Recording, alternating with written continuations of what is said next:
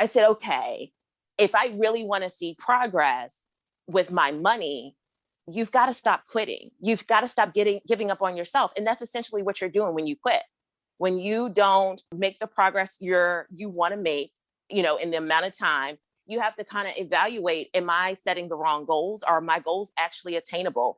Am I creating a plan and actually working the plan? Or am I giving in to every single societal pressure that comes, social media ad, or anything else that may be encouraging or promoting the spending of money or the mismanagement of money? If you give into those, well, you're not going to get to where you want to get to. Welcome to the Student Loan Podcast. Here, you'll find practical advice on tackling student loan debt, paying down your higher education expenses, and inspiring stories about paying off student loans. We're your hosts, Daphne Vanessa and Shamil Rodriguez. Please rate, review, and subscribe to the Student Loan Podcast by visiting the Student Loan Podcast on Apple Podcasts or wherever you find your podcasts. This is not professional advice, and we speak from our own personal views and opinions. The Student Loan Podcast is brought to you by Start New, where you can serve your community and get rewarded with tuition and student loan payments. To check out if Start New is on your campus, visit startnew.com. Welcome, everyone, to another edition of the Student Loan Podcast.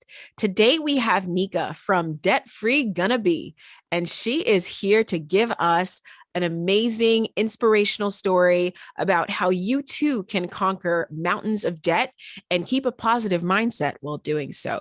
So with that, let's get started. Nika, please tell us a little bit about yourself.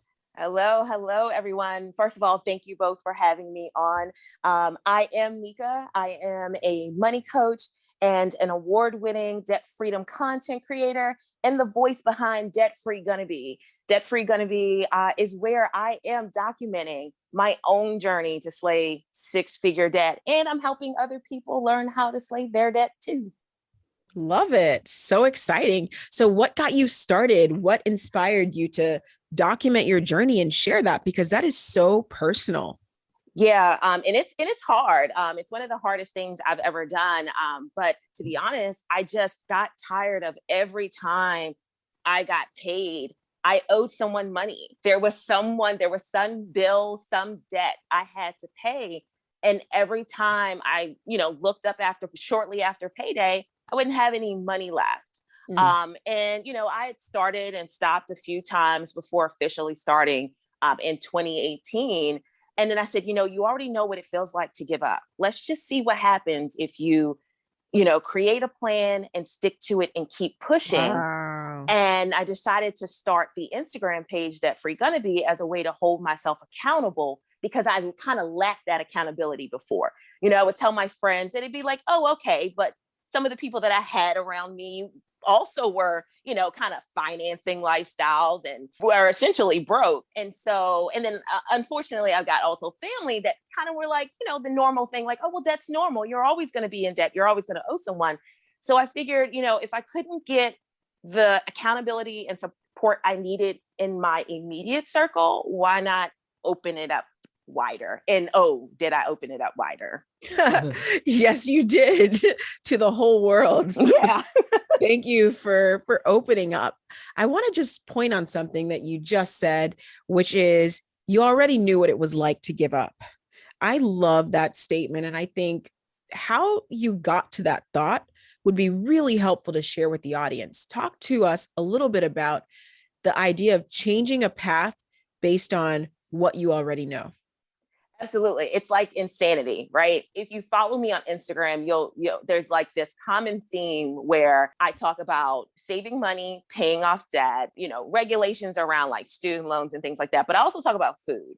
And that's because one of my biggest struggles, something else that's hard for me to tackle, is my relationship with food. Me too. And I equate managing money and especially, having the determination and the fortitude to be on a debt-free journey to being on a diet, right? Or not necessarily a diet, because I kind of hate that term because it seems so restrictive, but changing your relationship with food and changing your eating and your movement habits, right? I would say, I want abs, but I wouldn't do the work to get the abs. Right. Or I would do ab work, eat right, whatever it is that I still don't have abs, but whatever it is that would kind of, lead to you having some type of abdominal definition, I would do it for a short amount of time. And then I would stop because I didn't see the progress I thought I should see. I mean, and that was, those were lofty goals, and my expectations were a bit uncalculated and misplaced. So I was not going to wake up 2 days after running and see abs. And so that you journey, can hope. You can hope. You can help, and so that journey of nutrition and being physically active and just being more conscious of the things that you put into your body, I equated that because I struggled with that. I said, you know what?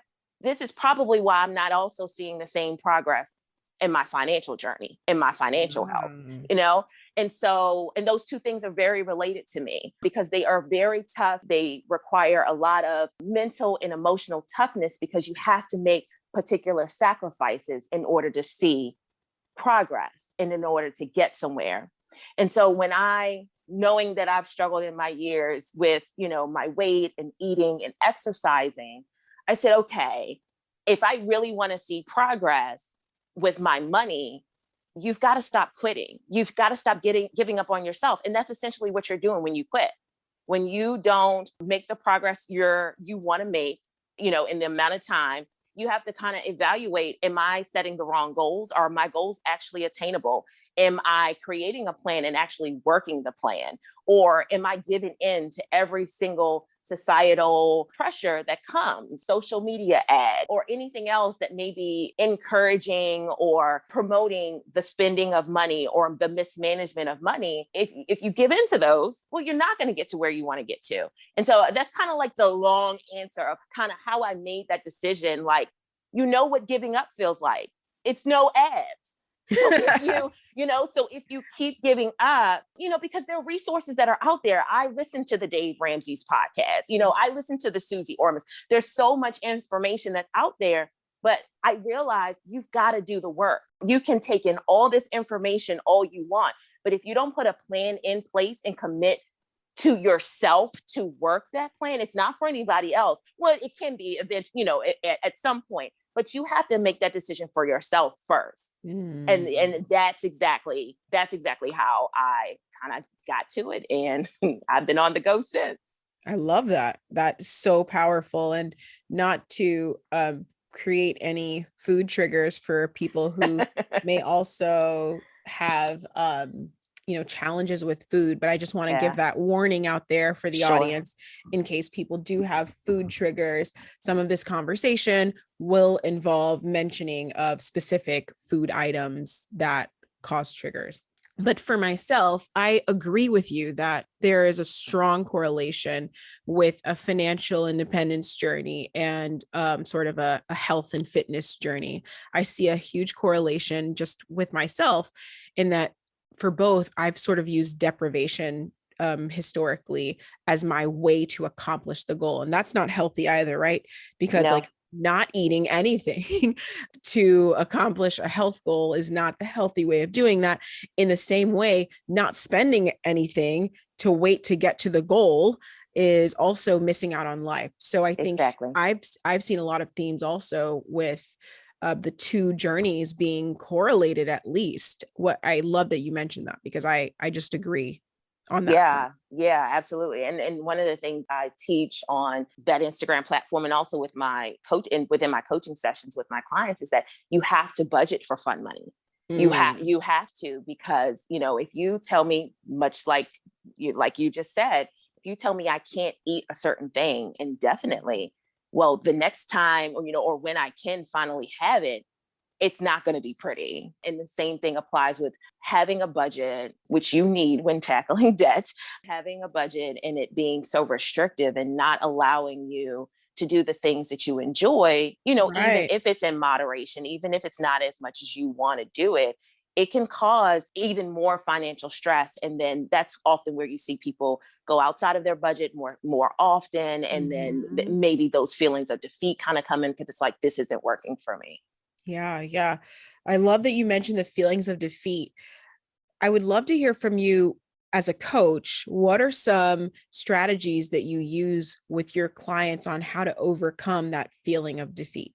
Sure. So first things first, my coaching sessions are hands-on. So I'm there to provide education and guidance, but I make them do the work. Okay. So I am the same person I am on Instagram that I am on one-on-one sessions.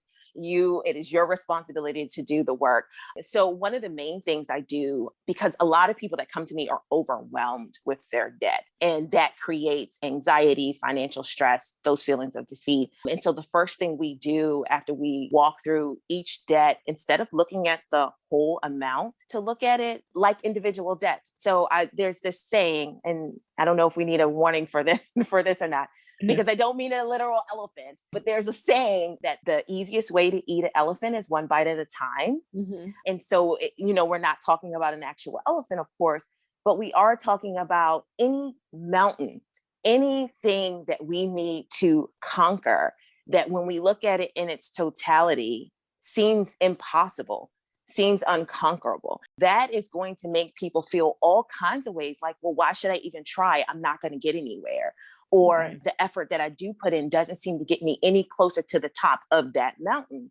Well, instead, let's kind of rein in our vision, like kind of put blinders on, and let's look at this first step. Look at the first 5 steps. And if you follow through one step at a time, not paying attention to any other distractions, not focusing on the top, because it's going to look like you have such a long way to go. If you focus on one step or one debt at a time and follow that process and trust it, you'll eventually get to the top. So that's the same approach that I end up following when I have people who are so overwhelmed with debt, and it doesn't matter if it's 50,000 or 100,000, it's all relevant, right? To the individual person. We focus on one debt at a time. And what that actually does is it empowers people to keep going. It gives them the wins that they need to feel like, in the progress that they need to keep going. And I've had people who have paid off debt because Love of it. that. Yeah, That's such a great accomplishment. That's absolutely. so exciting. So if anyone is really thinking about how to overcome debt, it sounds like you're saying they should really break it down into pieces and take each one of those pieces and accomplish it as a goal, a mini goal, you could say, within itself. And that will help you conquer the mountain by getting over hill after hill after hill until you get to the top of the mountain.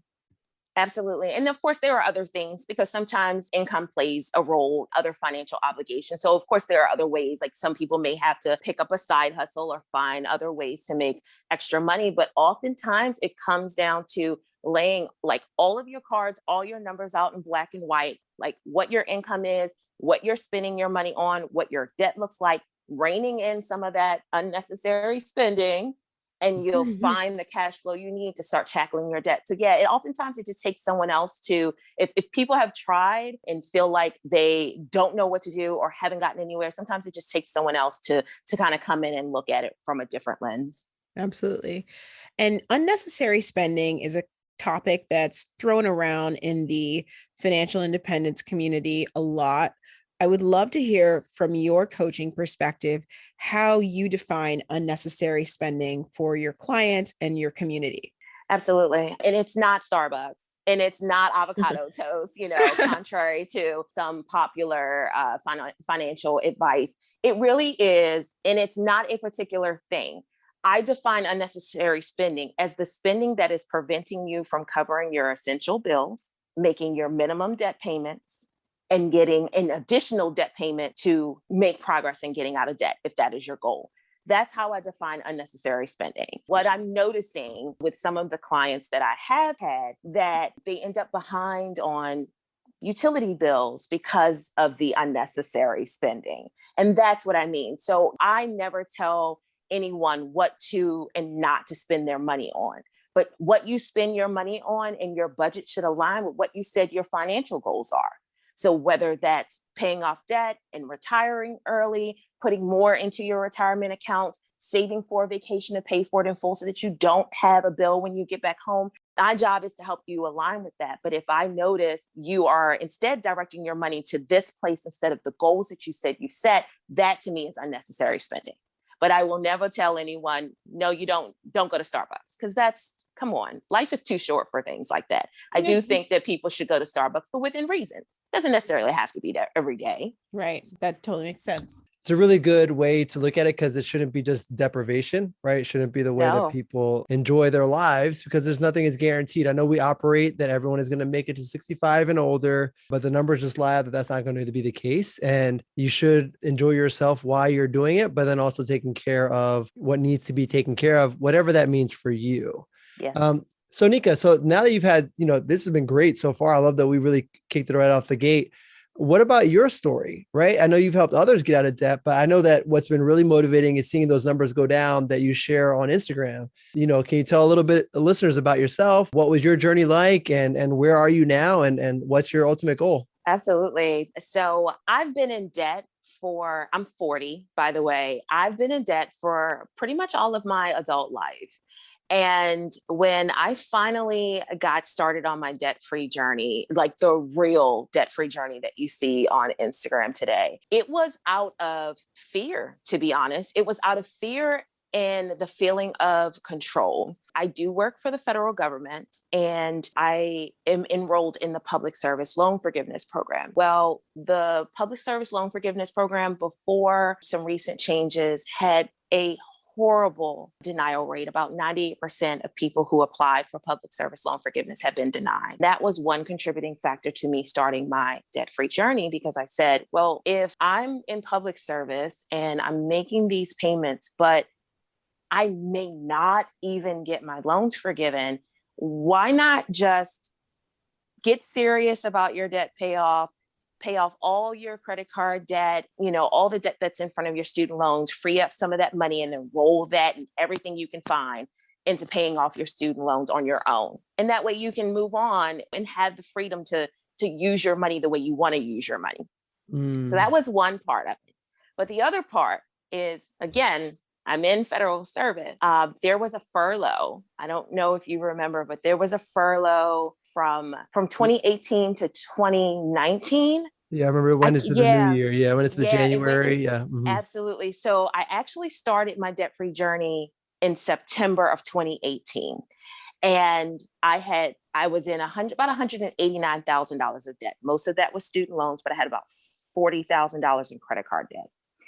And I had started in September, and I started with the snowball method, where you tackle your smallest loan first. So I had knocked out a few credit cards before the furlough happened. And I remember the shutdown happened. I was partially furloughed, and that was the hardest it was 35 days. I just couldn't, sometimes I forget the year, but it was 35 days of uncertainty that I don't think I've ever experienced in my life. I was receiving partial pay, but I was working full time. And I just remember feeling out of control, because I could not estimate how much money my paycheck was going to be. And having started that debt-free journey, and now being on, I remember the card, it was an American Express card. And I remember feeling at that moment like, oh my goodness, you've started your journey for real this time. Now you have this furlough you're working through. You don't know how long it's going to last. I only had the minimum $1,000 emergency fund saved up, but I also had a mortgage. I had to keep the lights on and things. And so it was a very stressful time. And I also thought, does this mean I'm really not supposed to ever get out of debt? And so after the furlough ended, 35 days later, I said, that's it. I don't want to be in this position again. I don't want to have so much debt that I had to worry about, in addition to, my essential living expenses, and not know where my money's coming from, or not know, when I'm going to get paid and how much ever again. And as soon as we received retroactive pay, once the furlough ended, I've been on a ball ever since. Now, I started with about 189,000. I did get another hiccup. Oh gosh. So I ended up being able to pay off nearly $16,000 in credit card debt at this time. And it was July of 2019. Now, I did some not so good things where I under withheld my federal taxes. and so that I could have more take home money on my paycheck. Because of that, I knew that when I would file my tax returns that I was going to owe money. So there were outstanding tax returns that needed to be filed. And I already knew it was going to be a lot of money. So in June, July of 2019, as part of my debt-free journey, because now I'm really serious. Now I'm on it. Like, no more furloughs that are going to make me, stress out. I'm going to tackle this debt so I can finally get to tackling my student loans, because I knew I wanted to be credit card debt-free before I started to tackle my student loans. Yeah. And I said, all right, I'm going to file these outstanding tax returns. I had a tax professional help me with it and everything. And when the bill came, once they assessed the penalty and fees, guys, it was $21,000. Actually, it was $21,935. So that put me over my original starting debt. I was now at $211,000. That's more than I paid for my home. Wow. And that was probably the second but most significant time that I felt like I was going to quit, because it felt like a gut punch. And I became depressed. I struggled with what I was going to do about that money. I struggled with, well, this putting me over my original debt amount. Does this mean I'm done? Does this mean this is not in the cards for me? The moon and the stars have aligned or haven't aligned. And this is just not, you have a goal that you're never going to be able to attain. And because of all the feelings that I was processing about this tax debt, I also struggled with how transparent to be about it on Instagram. Because Absolutely. up until that point, I had shared, let me go back for a second. I didn't start that Instagram page until February of 2019. So part of my journey when I started in September 2018 is not on Instagram, but I do try to share, updates periodically of my entire debt-free journey so people can see, it's not just what you see here. There's been a journey even before this. But when I started my page in February, I started out being transparent. And so I said, it's going to hurt to put this out there, but it's also human, right? Because we all are here. We all make mistakes. Mm-hmm. And there's probably someone out here holding on to whatever feelings they feel, shame, anxiety, depression, because of debt. Sharing this, it's going to hurt you. It's going to make you feel away. And I remember before I hit post, I remember the feeling that there was this knot in my stomach, like, this is it. You're putting your life out here. You're putting your mistake, a mistake after you've started your debt-free journey out here. You don't know how you're going to be received, but I can't tell you how liberating it was, how strong I felt, and how many people commented saying, oh my God, I'm in the same position. I've owed the IRS and I was so stressed. And, the reception was definitely not what I thought it would be. It went a lot better. And there are people who also sent me private messages saying, I'm so glad you shared this. I've been feeling so bad. Should I just contact the IRS? Absolutely. Get a payment plan in place. Get a payment plan. Don't just don't do nothing. Don't do, you got to do something. And I think that cemented why I'm here. Yes, it is for me in my journey, but me being able to share lets people know you're not alone. Those feelings you feel, you're not the only one feeling that way. Those mistakes you made that landed you in debt or behind on your bills or in collections or whatever the situation is, no matter the amount, because our stories are all different, but we all relate in the fact that we've made some decisions in our past lives that we're living right now. And that is how I've been able to build this community. I love it.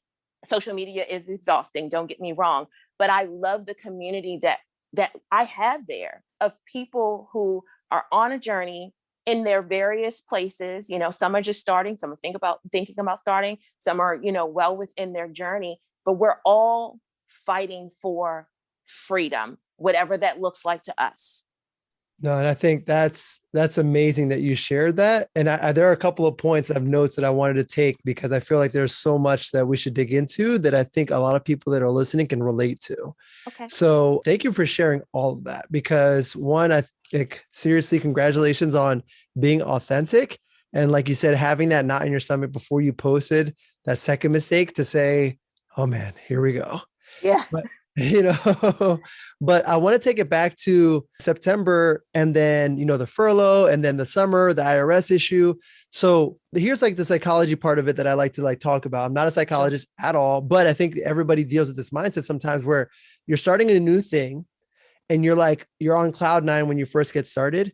And then all of a sudden, like the first obstacle presents itself, right? Yeah. And a lot of people will give up. But what was it that actually kept you motivated to get through the furlough and then say, you know what, it wasn't that the stars didn't align, but it was that I was meant to continue on this journey, even though this obstacle exists?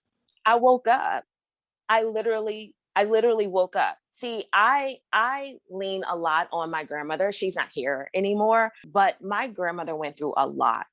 And I use her, as my inspiration or as my motivation, just because like when I feel like giving up, I think about the resources I have at my disposal that people who came before me didn't have. I didn't deal with segregation like my grandmother did. She was the first person in her family to graduate from high school. Actually, excuse me, she was the only person to graduate from high school. And then she became a nurse, and I just think about often when I want to give up, I think about the things that she had to go through that she had no choice in going through, but she persevered and she went through it anyway. And I use her as a source all the time because I am always trying, I'm always thinking, what would my grandmother do and what would make her proud?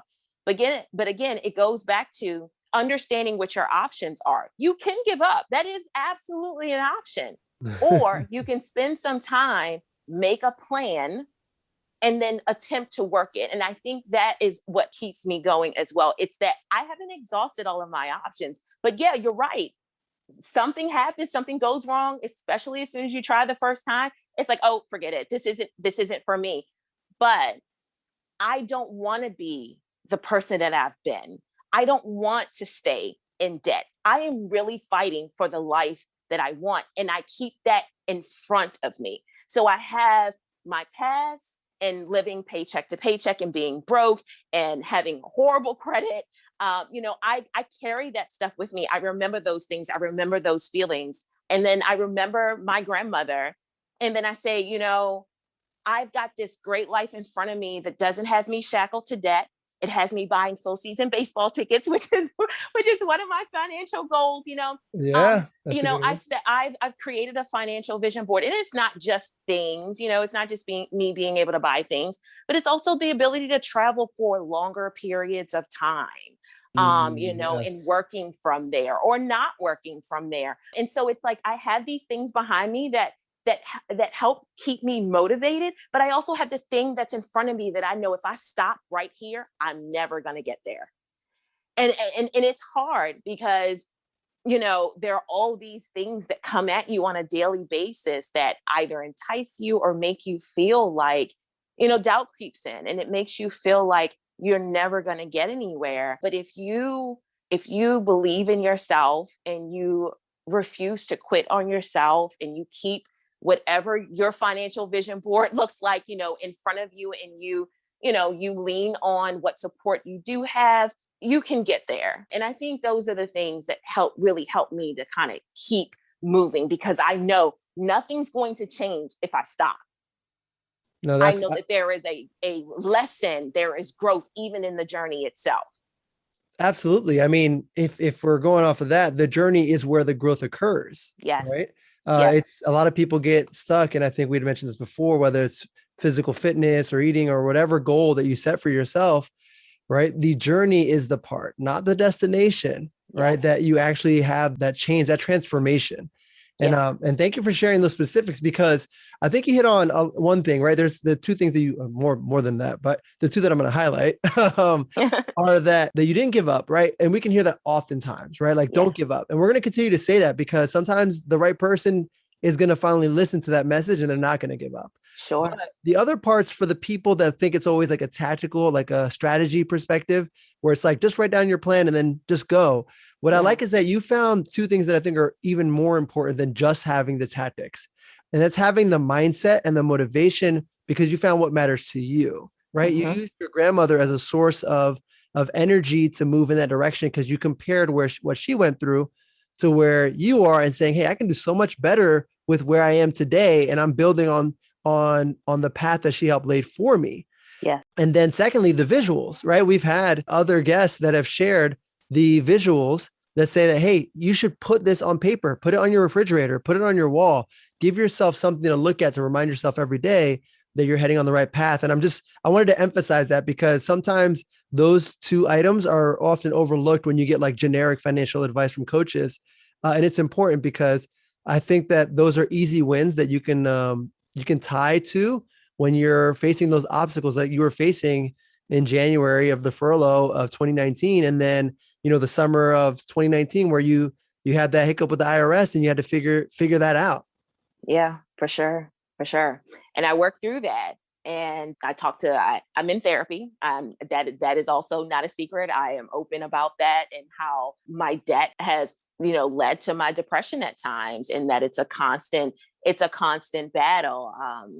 And so I went to therapy, and, I got my plan back together. And so since I already had, my debt payoff plan in the order that I was going to tackle my debt, when the tax debt hit, and it was a combination of IRS and state, well, DC's not a state, but, DC taxes as well. I just said, you know what?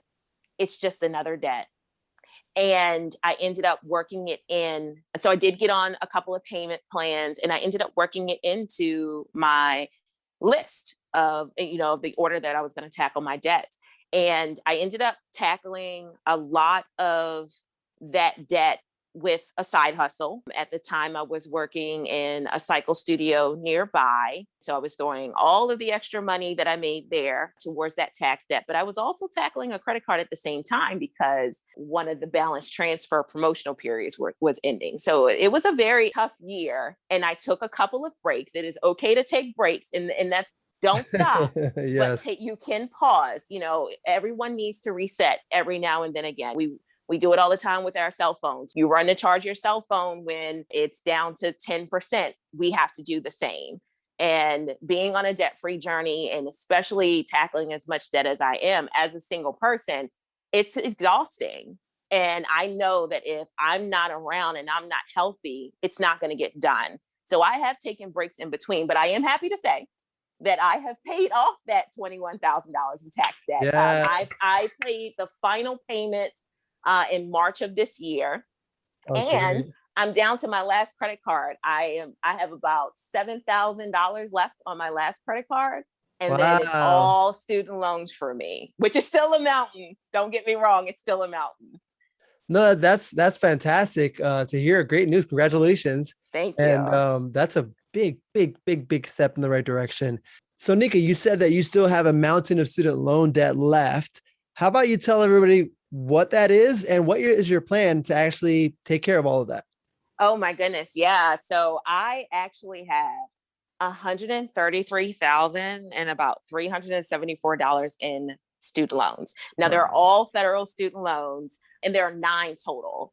I've got 6 Stafford loans. Half of them are subsidized, half of them are unsubsidized. And then I have 3 actual consolidated loans that were with other lenders, private lenders, and I consolidated them into one federal loan so that I could qualify for a public service loan forgiveness program. And my goal to tackle them is similar to how I tackled my other debts, where I'm going to break them down into the individual 9 debts and then tackle the one with the highest interest rate first. And then just roll over everything that I'm throwing at that one debt and then roll it over into the next until they're all paid off. Now, of course, I'd hope, at some point, especially being in federal service for 10 years, and with these new and temporary changes to the public service loan forgiveness program, that I'll see some forgiveness, but I'm fully prepared to pay back every single dime to get these loans out of my life. for good. I love that. That's the right mentality, right? Like sort of prepare for the worst, expect the best, but who Yes, knows what can happen? Just like we all shouldn't be, if you're below a certain age, expect Social Security. With the exactly. rate of how many people have actually been successful with PSLF, take that into consideration with your own plans, maybe. Absolutely. So I Absolutely. love that you have that mentality and you're executing it even as a government worker. I love that. One other question that I do have for you is on your decision for choosing to consolidate your student loans. Was that a requirement for PSLF, or did you choose to do that for interest rate purposes? It was definitely a requirement for PSLF because unfortunately the interest rate on the consolidated loans are not the lowest of the interest rates that I have. So yes, it was a requirement for PSLF to have all of my loans be direct loans with the federal government. That's awesome. And then as a follow-up to what you were saying before, it looks like you're doing the avalanche method for your student loan payments, which is different than the snowball method that you did for credit card payoff. Talk Correct. about your reasoning for switching methodologies and sort of mixing and matching. Absolutely. And I did. I started out with Snowball and then I actually did a little mix in between where I switched to Avalanche. So both methods work. They're both effective. And what method anyone chooses should definitely be based on where they are in their journey and how they need to be motivated and the type of progress they need to see. So with the snowball method, as you mentioned, I'm tackling debts smallest to largest, regardless of the interest rate. And that was important for me when I started in 2018, because remember, I had quit before. So I needed to kind of see some progress, right? I needed to have those quick wins up front to gain that momentum to keep going through this mountain of debt. And I think that also had something to do with my ability to pivot and keep going once that horrible tax debt hit. Now, the avalanche method is tackling the debts from the highest interest rate to the lowest, also effective, and it helps to make sure you pay the least amount of interest over time during the time that you're paying off the debt. It has some downsides though, and it's because you may not get those quick wins up front. So when I go to tackle my student loan debt, I'm prepared I'm prepared in my understanding that it's going to take me some time to see some progress with $133,000 in student loan debt.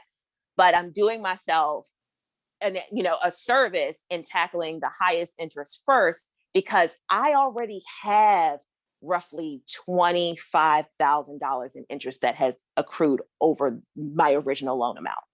So at this point, I'm trying to not pay any more interest on these student loans than I have to. So that's why I'm deciding to tackle the student loans using the avalanche method. It's going to take some time. It is going to mean I keep a little bit more money in my pocket for however long it takes me to pay off these loans. That's so neat that you were able to sort of switch approaches when you were like, I've got the psychology down, right? You sort of told yourself, I needed it at the beginning for the psychological wins, but now that I know what I'm doing, I don't need that motivation anymore. I can actually do the mathematically beneficial sort of Exactly. That I love that you switched, because not everybody does. And we've had a lot of guests obviously discuss their payoff journeys. And so one interesting piece that we've noticed is that most people have paid off their student loans by using the snowball method. Interesting. Interesting enough. However, you joined Chauncey and a few of our other guests who have used the avalanche method and sort of the mathematically sound. So it just speaks to human psychology, right? Absolutely. And how much psychology plays a huge role in accomplishing any sort of massive goal, as you said before. And I'm really happy that you decided to share that, you know what, once I reach the psychological win, let's go in and do what the math makes. Absolutely. I love that. Ready. I love that. I love it. Thank you. So thank you for sharing that. Thank you. And I think what I appreciate about your story is that you've been really transparent about the ups and downs, right? Yeah. Everybody responds differently to debt, but it can have a lot of stress. It can add a lot of stress. It can add a lot of anxiety. Like there's just a lot of things that can go wrong. And I like that you have seen those items go wrong and say, all right, well, how am I going to tackle it? What am I going to do? You're taking that mentality of what can I do? But, and I think it makes me want to think about that what can I do mentality.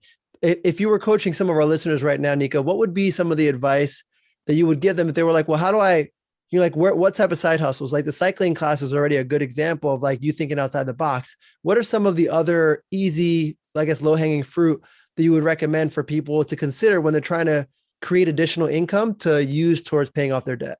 Sure, absolutely. I have a go-to. It is selling your unwanted things, the things that are in the house collecting dust. Mercari is my platform of choice, but it doesn't have to be anything like that. They were a shipping only platform. They have started a local pickup feature. It's not available in all areas, but there's Facebook Marketplace where you can list your things for free, have people pick them up, contact free, and that's one of the first things I recommend in when someone needs to find additional money to throw towards their debt, because if you look around you, the things in your home, the things that surround you that you are not using used to be money. And instead of throwing it away, try to get something for it. Even if it's not full price, you just never know what people are out here looking for and would buy from you. So selling items from around your home, things that, maybe a family member no longer wants. And I have people who have turned this into, a legitimate side hustle. They consider themselves resellers now, where they'll get things for free or go to a place like Goodwill or something or a thrift store, and they'll pick up something and then flip it. They'll turn it around and sell it on Facebook Marketplace or Mercari or Poshmark, which are other platforms that you can sell items on. I think that's a great way, using what you already have in your home that you've spent money on to get some additional money to throw towards your debt. I also recommend there are tons of survey platforms out there like Swagbucks, and Surveys on the Go is a great one. And a lot of these will give you points towards gift cards, or it ends up racking up actual cash that then can be deposited in like your PayPal account to throw towards your debt. Be creative when it comes to the side hustles. Lend your services, your talents. If you're good at bookkeeping or copywriting or proofreading, there are platforms like Thumbtack and Fiverr, where you can list your services and have people pay you to help support them. I'm eventually going to need help as well, with someone to help me with social media and things like that. So think about the things that you're good at and see how you can turn those around into a service for other people. Babysitting, dog sitting. I have a neighbor who when I run into her, she is at least with 4 dogs, because she's on Rover is the platform I'm thinking about. So if you love pets and you want to assist pet owners when they're out of town or they're having a late evening or something, and you don't mind checking in on a pet or walking a dog, that would be a great side hustle to have as well. Teaching children in a foreign language, English, that is still another hot ticket item that people are doing.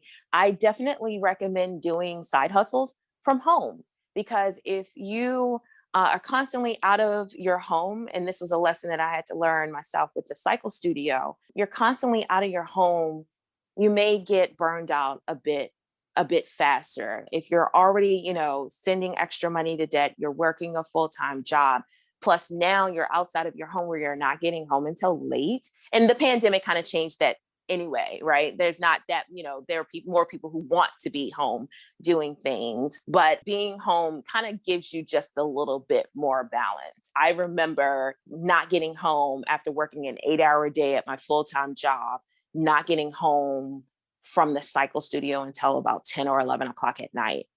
And then I would have to rinse and repeat and do the whole thing over. And I'd look up on the weekend and I'd have a piles of laundry that still needed to be done, or things in the home that needed to be taken care of. And that can kind of make you feel a certain way too, like, oh my goodness, when your space is not what you want it to be. And so I like side hustles from home because they do help in maintaining a level of balance, where you're taking care of the things you need to, but also making money at the same time. That's great advice. And I would love to hear more about maybe some of your clients that want to get involved, but have severe time constraints, like they have a young child at home or they take care of an elderly parent.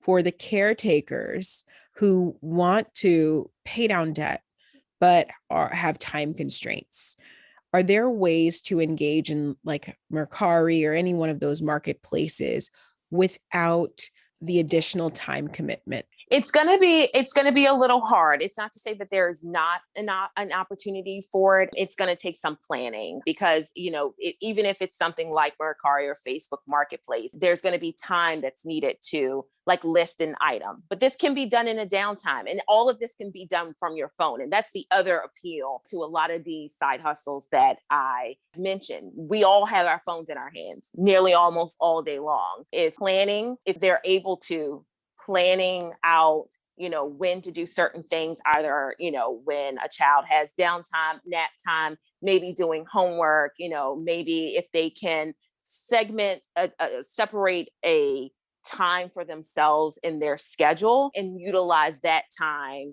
because everyone needs to make time for themselves. And I totally understand, how difficult it is.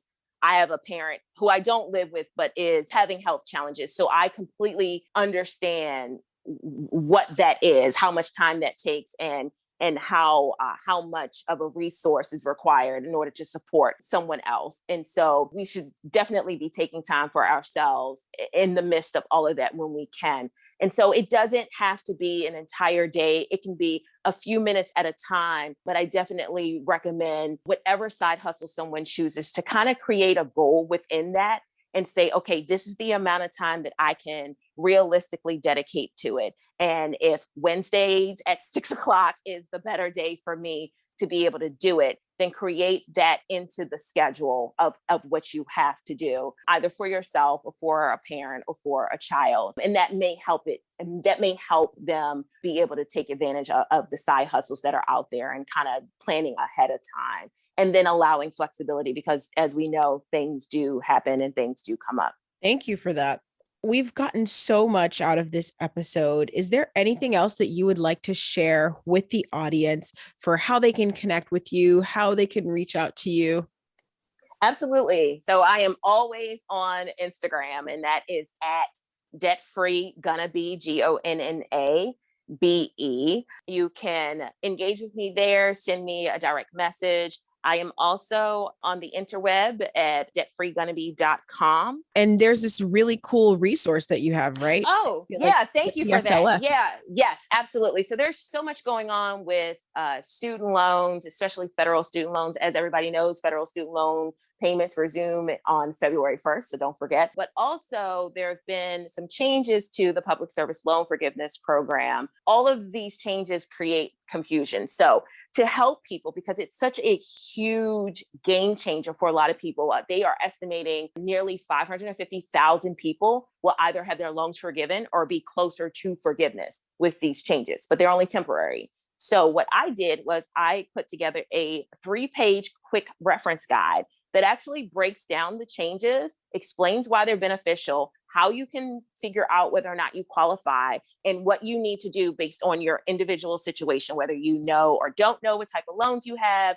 whether you have never certified your employment or need to determine whether or not your employment actually qualifies you for the public service loan forgiveness program. Nika, this has been phenomenal. I mean, literally dropping bomb after bomb after bomb, speaking about the highs and lows of what it's like to go through your debt payoff journey. I love that you talked about switching your psychology, right? So using one method to get the easy wins to get you going. And then once you felt like you had really built up that momentum, you were like, I don't need those methods anymore. I can go with the financially prudent method, right? The mathematically sound method that's going to allow for me to be successful. So please, everyone, visit Nika at the Debt Free Gonnabe on Instagram, visit her website. If you want to get one-on-one coaching, she does that as well. Check out the show notes to download the PSLF resource. I mean, we are going to work with Nika again in the future. This has been a phenomenal episode, and I can't wait to see how many more people you're going to impact, Nika, with you sharing your journey. I appreciate your authenticity, and I can't wait to see what else you accomplish. Thank you so much for joining us. Yes, thank you. For more information about everything that was discussed in this podcast and so much more, you can visit thestudentloanpodcast.com/episode 55. That's thestudentloanpodcast.com/episode 55. See you soon.